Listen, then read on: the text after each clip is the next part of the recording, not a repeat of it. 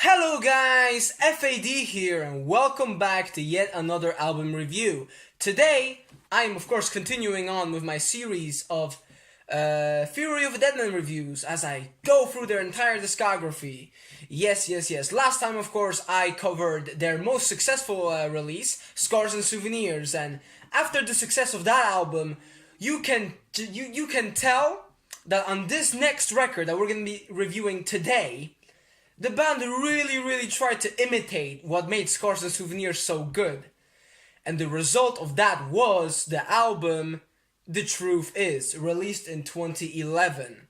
Now, that's all fine and dandy, trying to, keeping the same formula, if it ain't broke, don't fix it.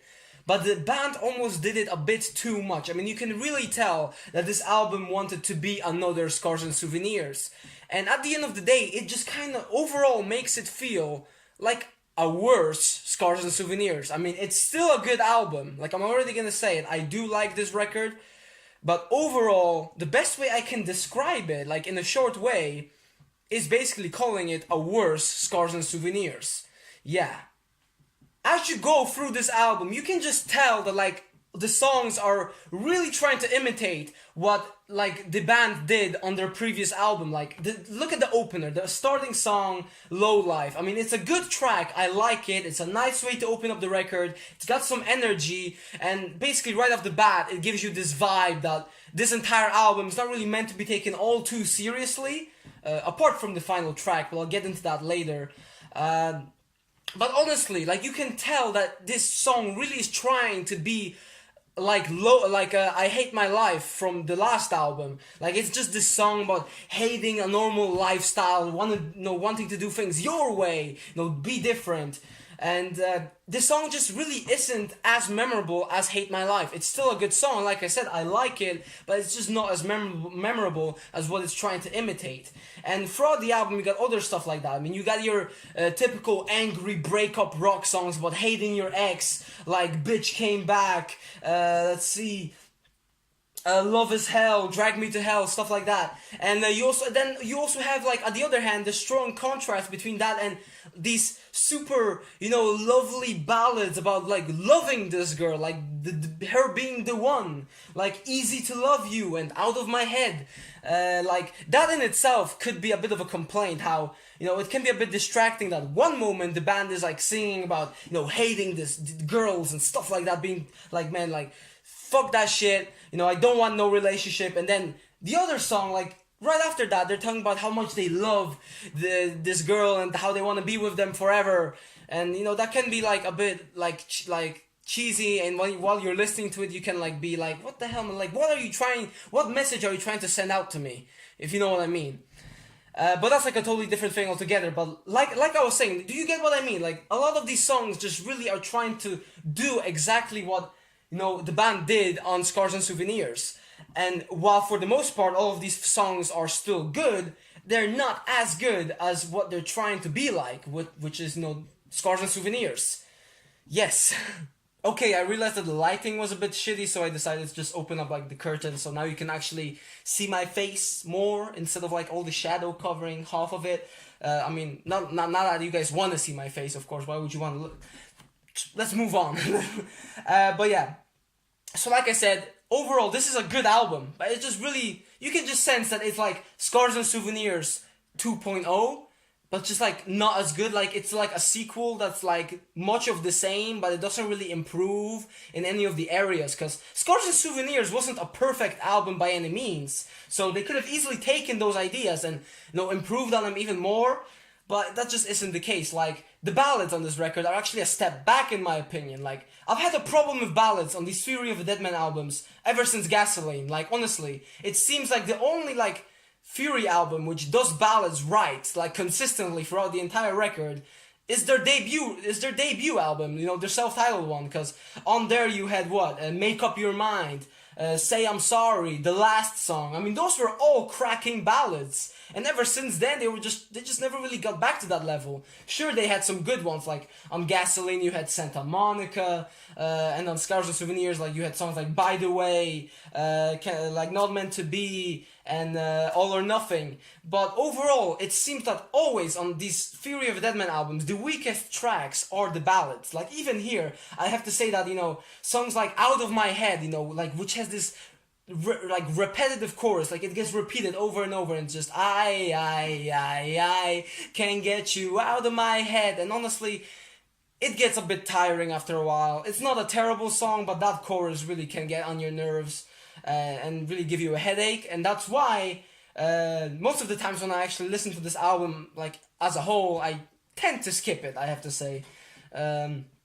It's just the sad truth, honestly. I'm not gonna be lying to you guys. So, and then also near the end, you have track 11, Easy to Love You. Now, while this song again isn't bad, I think it's actually better than Out of My Head. Again, it's just a bit of a forgettable song. Like it's not necessarily annoying, like Out of My Head was a bit.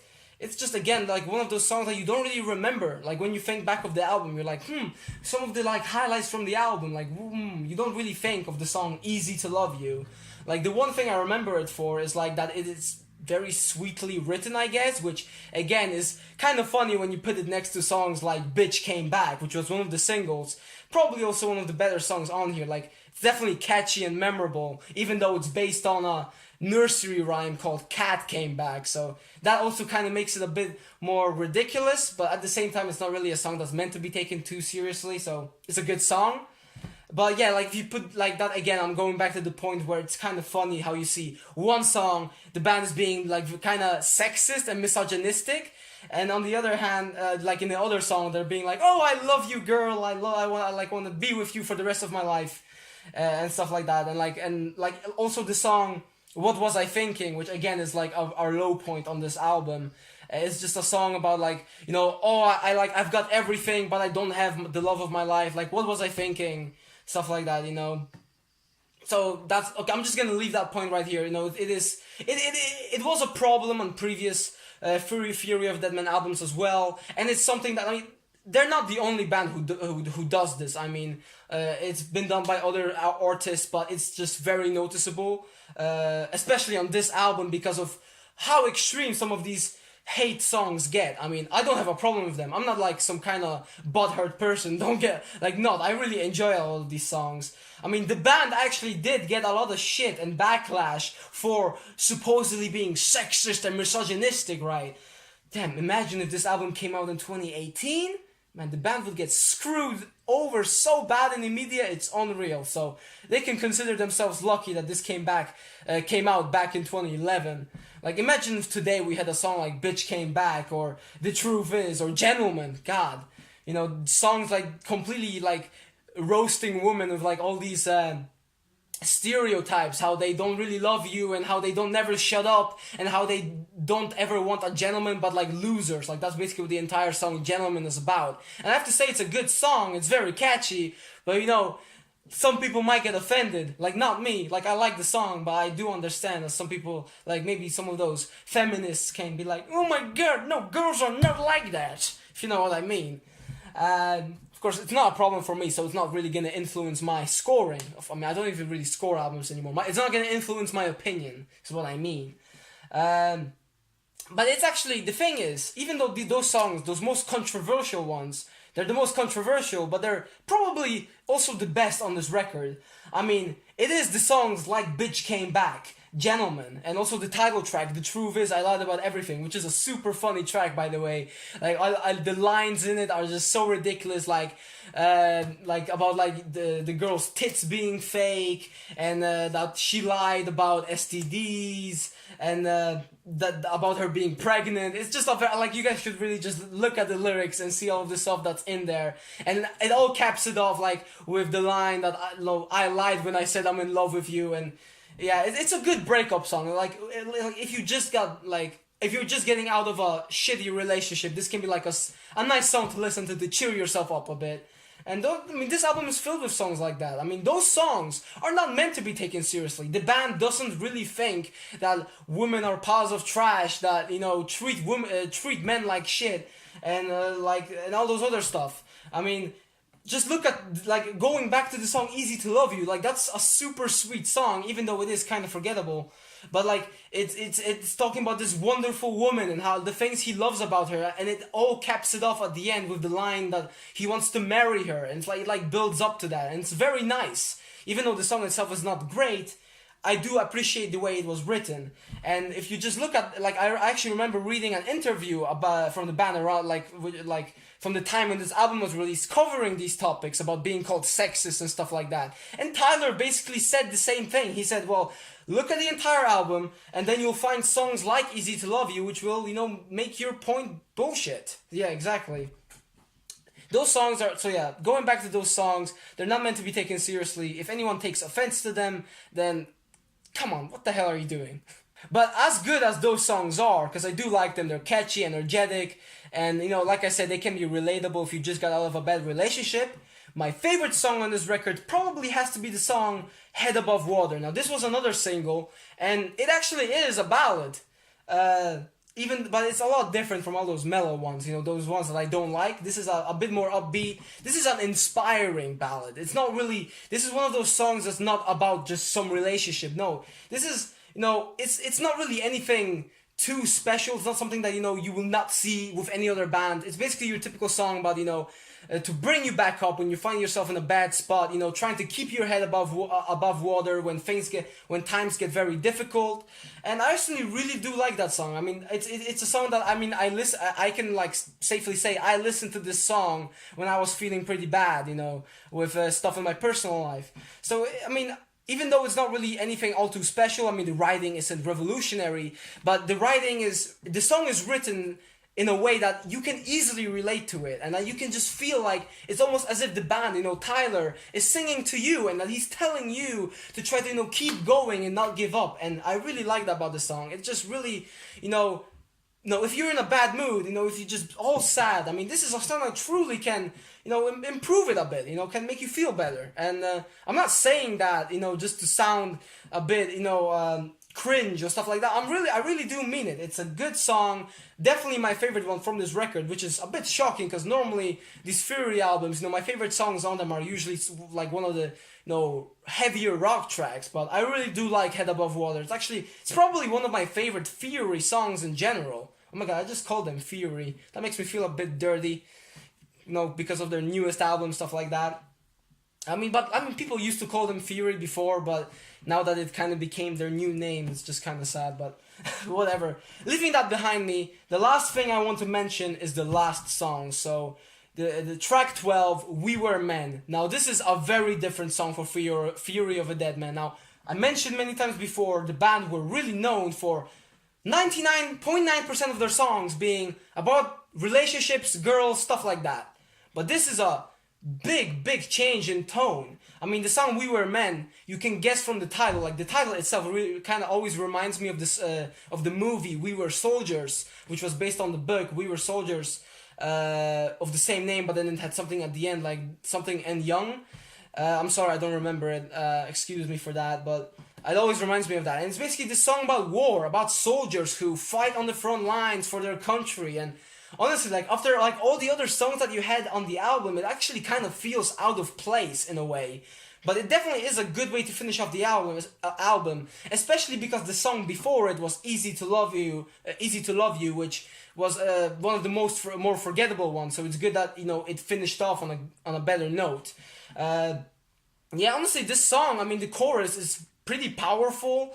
As soon as Tyler, as it, the lyric kicks in, which is because we were men, and we protect our country with our lives, and like you pretend to see truth in all these lies. Basically you're criticizing politicians, for starting conflicts for no good reason, stuff like that. And it's actually very well written, and this kind of foreshadowed the band's next album, like, a bit, actually, because the album after this, which I'm going to be covering in my next review, Savages, overall has a big shift in tone. Like, it's a lot more serious, and there are less songs about girls and more songs about, like, other stuff. And like I even read online that this song "We Were Men" was like the start of that, and it inspired the band to write like other types of songs. So that's actually pretty cool to see how, you know, this song at the end of this album really had a big impact on what their next release was gonna be.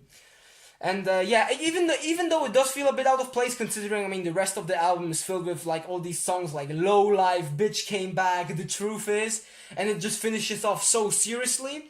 It's a nice way to finish off the record. It's a very good song, I have to say. I mean, like every time the chorus kicks in, I kind of get goosebumps, I have to say. Like not literally, but like I get that feeling of it's like this epic chorus, and just a nice grand way of finishing off the record.